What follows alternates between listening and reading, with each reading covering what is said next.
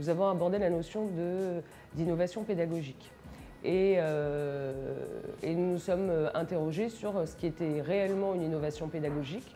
Aujourd'hui, on a pléthore d'offres sur le marché technologiques qui ont parfois la prétention d'apporter quelque chose en termes d'apprentissage et en réalité qui n'ont aucune plus-value par rapport à des méthodes traditionnelles pédagogiques. On est parti des questions des intervenants qui étaient là sur la thématique. Donc au lieu de venir nous-mêmes donner des définitions ou donner notre savoir sur ce qu'est l'innovation pédagogique, eh bien, on voulait vraiment que ça soit l'inverse, inverser le modèle.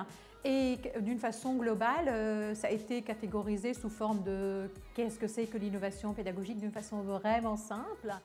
Il y a innovation pédagogique à partir du moment où on a trouvé un nouveau moyen d'intégrer quelque chose, d'intégrer une compétence, d'intégrer un savoir. Pour moi, donc, l'innovation pédagogique a 5 piliers essentiels. Donc, l'innovation pédagogique, ça s'inscrit dans le temps. C'est un processus de modification, c'est un processus de changement, c'est un processus de transformation. 3, on innove sur des procédés, sur des façons de faire, sur des habitudes, sur des croyances, sur des produits, bien sûr. 4, on innove justement dans un objectif d'amélioration, de transformation, d'adaptation. Et 5, justement, ça vient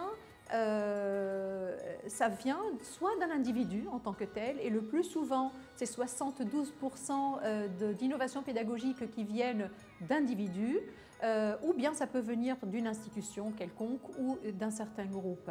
Ma contribution a plus porté sur l'innovation technologique qu'on peut apporter en pédagogie, et notamment tout ce qui est réalité virtuelle. On s'est intéressé très tôt parce qu'elle va apporter l'immersion, et l'immersion va renforcer les 4 grands piliers de l'apprentissage. Le premier, c'est l'attention. Si vous n'êtes pas attentif, vous ne pouvez pas apprendre. Le deuxième pilier, c'est l'engagement actif, c'est-à-dire d'avoir des choix. Le troisième pilier, c'est le feedback immédiat. Une fois que vous avez fait un choix, eh bien, il vous faut donner une information très rapidement pour que votre cerveau puisse apprendre. Quatrième grand pilier, c'est la consolidation. La consolidation, c'est pendant les phases de sommeil, tout ce que vous avez acquis pendant la journée va être transféré dans les couches plus durables, plus structurées de votre cerveau, et l'apprentissage sera effectif à ce moment-là.